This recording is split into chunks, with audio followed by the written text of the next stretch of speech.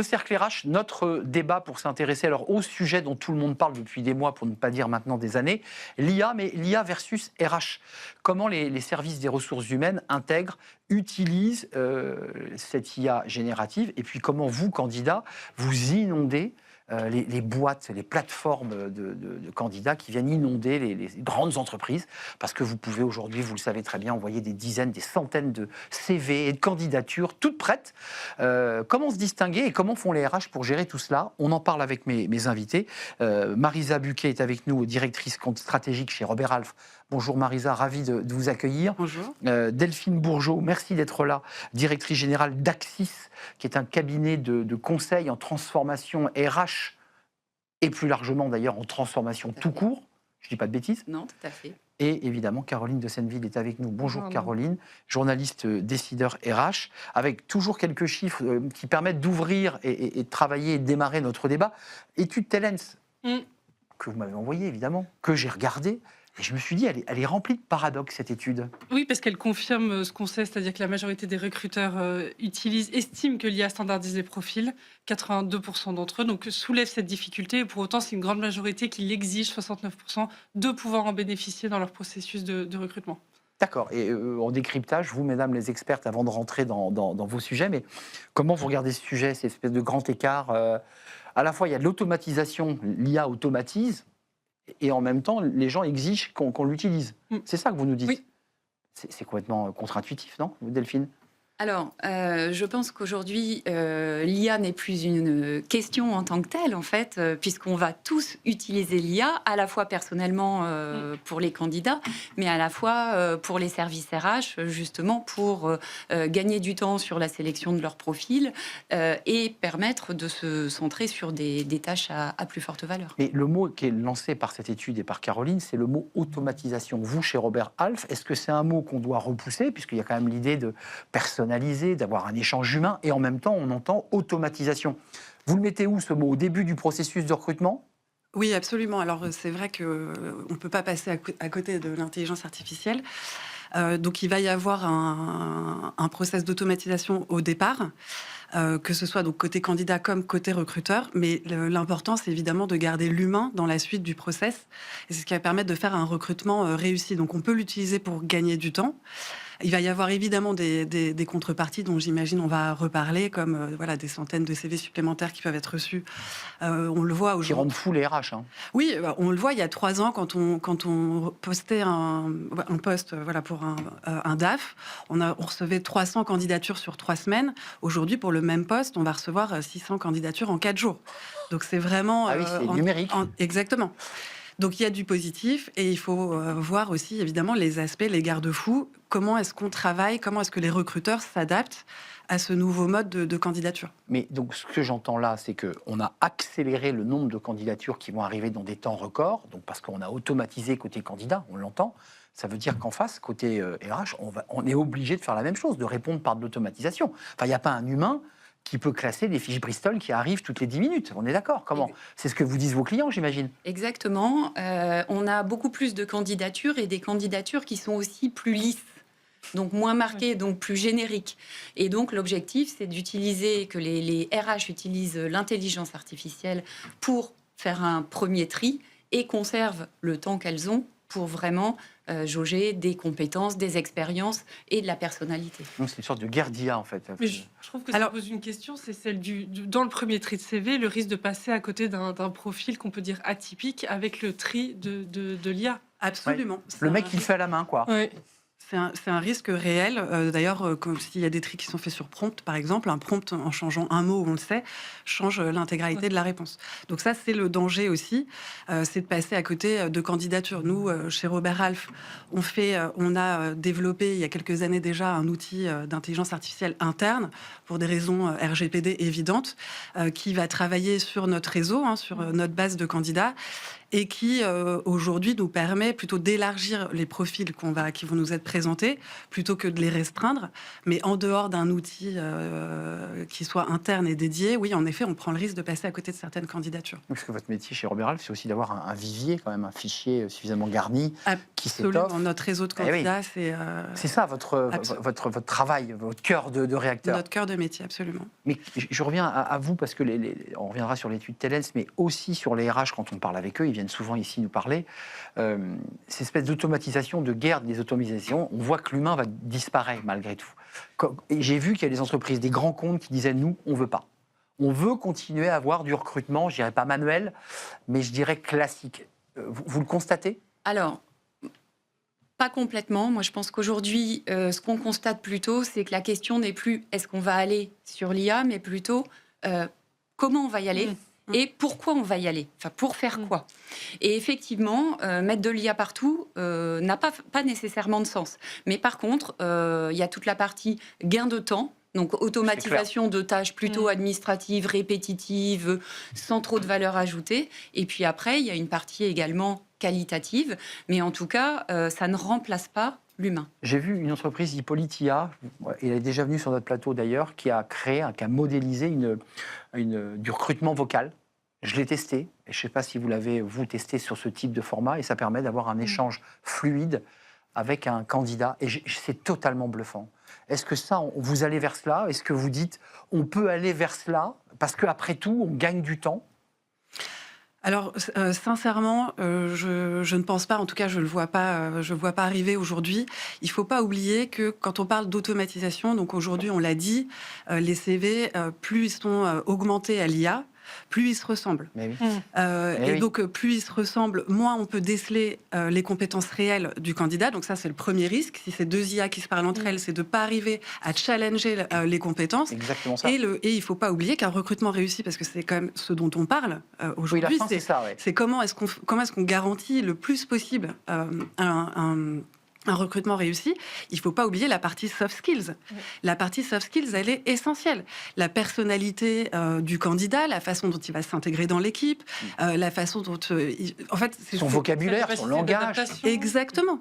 Et ça, c'est la clé d'un recrutement réussi. Et ça, aujourd'hui, l'intelligence artificielle ne peut pas trancher en disant que cette personne... Clair. Et donc, il y a des clés. C'est-à-dire qu'aujourd'hui, pour les recruteurs, ils vont recevoir des centaines et des centaines de CV qui vont être de plus en plus identiques. Donc, il va falloir aller... Nous, ce qu'on conseille aujourd'hui... Gratter un peu. C'est vraiment de faire, alors déjà, des entretiens en présentiel dans la mesure du possible. Parce que quand vous avez la personne en face, vous pouvez la sentir et vous pouvez vraiment voir. Et ça évite aussi, parce que dans notre étude, ce que veulent les candidats, on voit quand même que un tiers des personnes qui sont en recherche d'emploi, donc on a 1 sur 2, donc près de la moitié qui utilisent l'IA, et on a quand même 30% qui vont, et c'est souvent d'ailleurs dans la tranche 18-34, ce qui est intéressant, qui vont utiliser l'offre d'emploi, pour reformater leur CV. Donc en fait, on va retrouver que des mots-clés qui sont parfois éloignés de la réalité de l'expérience des candidats. Oui, c'est malin. Donc le conseil, c'est il faut voir les personnes en présentiel.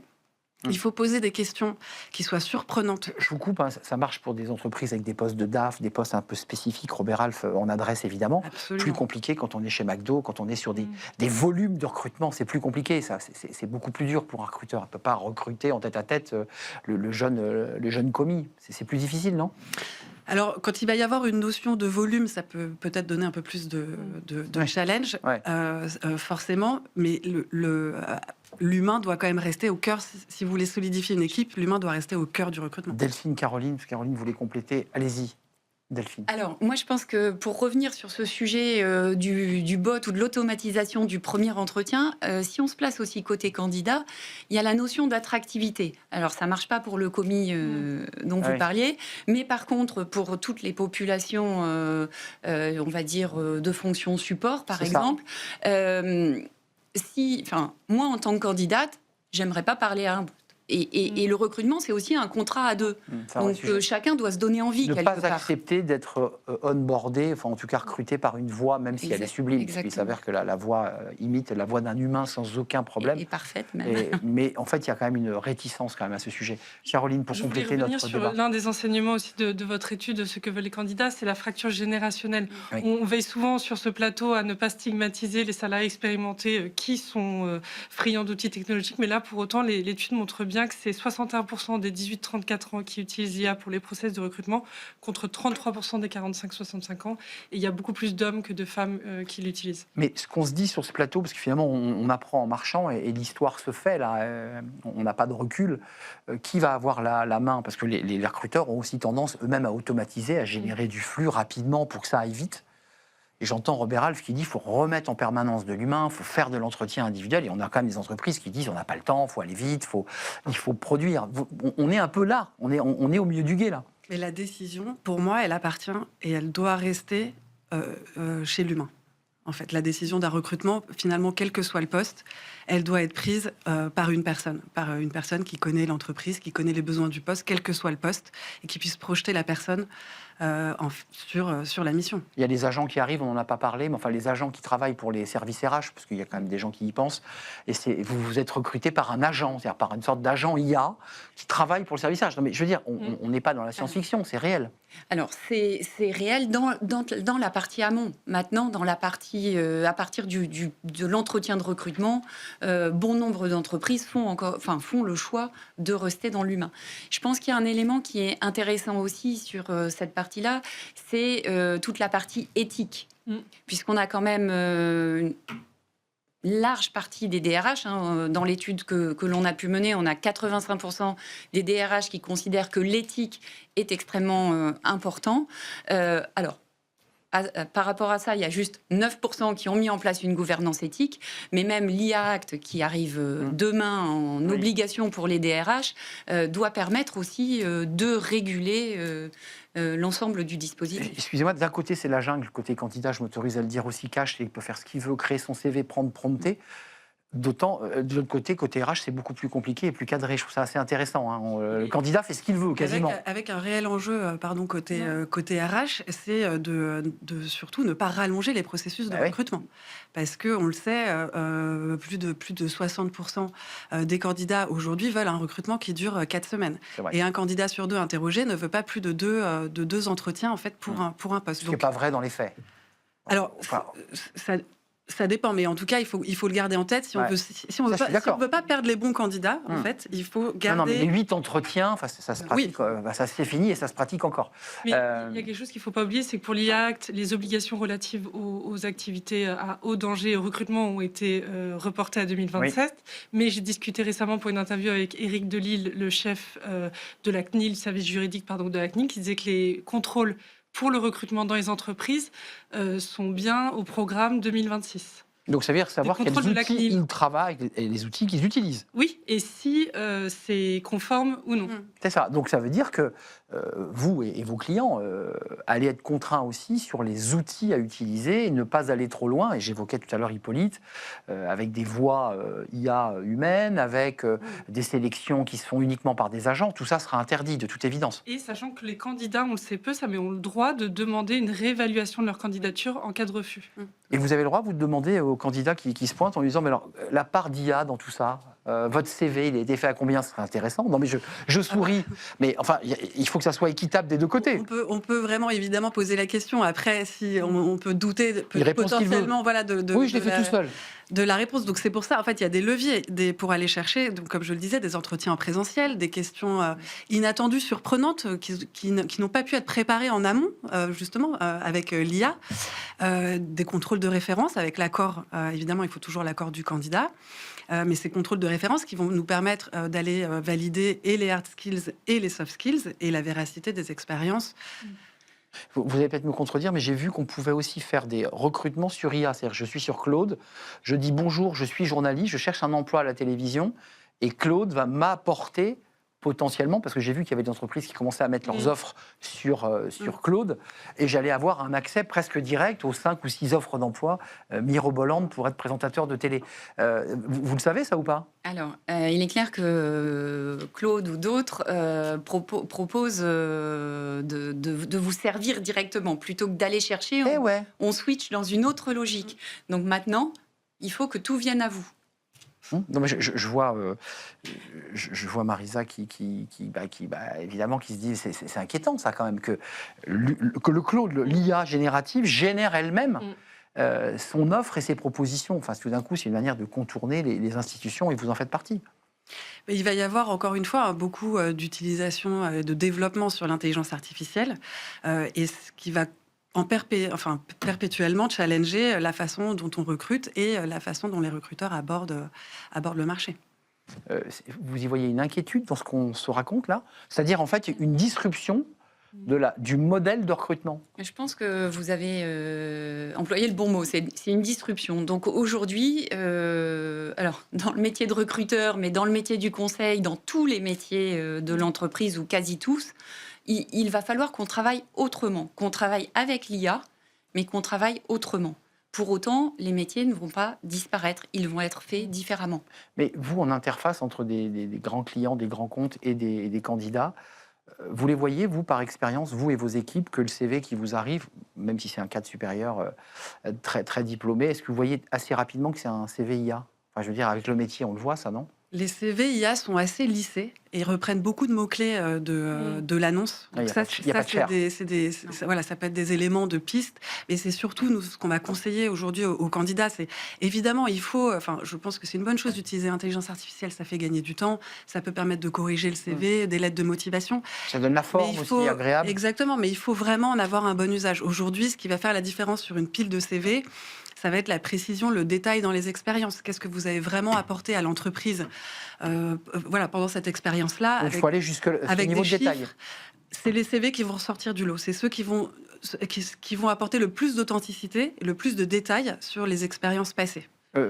Caroline. Non, mais pour autant, dans votre étude, dans les raisons principales invoquées par les candidats pour l'usage de l'IA, il y a le fait de personnaliser le CV.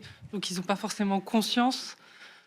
Absolument, des risques que ça représente. Ils sont persuadés qu'ils sont originaux. C'est personnaliser le CV avec l'annonce, principalement. Ouais. Ce qui considère comme une personnalisation pour l'offre d'emploi et qui, en fait, quand c'est fait par 300 personnes, du coup, on reçoit 300 CV qui se ressemblent beaucoup. Avant de nous quitter, c'est juste une question qu'on pose comme ça au milieu. On nous vend l'IA comme un accélérateur de performance, on gagne du temps, enfin, on nous le vend comme un outil absolument extraordinaire. Vous gagnez du temps, vous? Enfin, je veux dire, est-ce que vous avez un ROI, vous qui êtes des experts du sujet? Est-ce que pour l'instant, vous nous dites, on ne sait pas?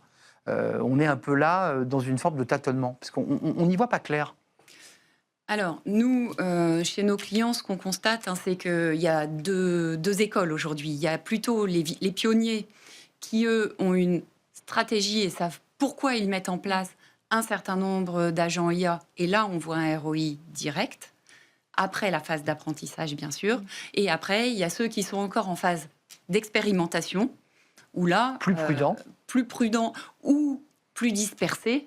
Et là, il n'y a pas de ROI tant qu'on n'est pas dans la phase plutôt d'industrialisation et avec une stratégie assez claire. Vous, Robert Halle, vous êtes au carrefour, finalement, entre les candidats et les entreprises qui recherchent les candidats, et vous êtes ce cordon ombilical qui va faire cette rencontre.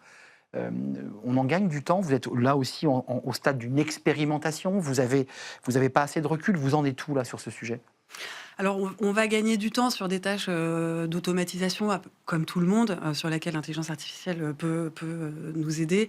On va l'utiliser comme un outil d'aide à la décision, mais la décision sera toujours fondamentalement humaine, prise par un consultant. Donc il y a une visio ou un appel téléphonique qui se fait pour quand même évoquer le cas de ce candidat, c'est bien ça que vous nous dites? Absolument, il y aura toujours l'humain au cœur du process. Caroline, un dernier éclairage peut-être? Pas d'éclairage. Juste un mot avant de partir. Je lisais sur les actifs, 46% déclarent utiliser régulièrement l'IA dans le cadre de ces recherches d'emploi. Est-ce que vous avez le sentiment, avant de partir, que ce chiffre va progresser? C'est-à-dire que non seulement les 18-35 ou 18-30 ans l'utilisent, mais que les 45-55 vont s'y mettre. J'ai le sentiment qu'on est quand même dans une lame de fond. Je pense qu'on est dans une progression exponentielle. Donc le 46 d'aujourd'hui sera totalement différent dans un an. C'est fort probable. Il est arrivé très rapidement, ce 46%. Très rapidement, Oui. et dans un délai très court, puisque l'IA est arrivée il y a très peu de temps dans nos vies. Absolument. Il y a eu une adoption massive. Nous, c'est vraiment le constat qu'on tire aujourd'hui. À condition de savoir, encore une fois, je ne veux pas faire mon boomer, mais bien l'utiliser, parce que sinon tous les CV se ressembleront, et tout le monde proposera le même CV, la même lettre de motivation, donc vous serez en galère au final. Tout à fait. Vous serez en galère. Je pense qu'il y a un élément important, c'est qu'il ne faut pas perdre de vue que l'IA ne remplacera, enfin, a besoin d'un esprit critique et d'une prise de décision humaine. Vous nous rassurez, parce qu'on parle beaucoup de ces agents, on en reparlera sur ce plateau, des entreprises qui génèrent de l'argent sur elles-mêmes, rien qu'avec l'IA. Merci de nous avoir rendu visite. Merci à Caroline de Senneville, évidemment, pour son éclairage. Merci Marisa Buquet, directrice compte stratégique Robert Half. Et merci à Delphine Bourgeot, directrice générale d'Axis. Merci à Nicolas Juchat, toute l'équipe, Léa, évidemment, Charles à la réalisation, Paul au son. Et merci à Lilou qui nous accompagnait aujourd'hui, qui est en stage de seconde. Je vous dis à très très bientôt. Bye bye.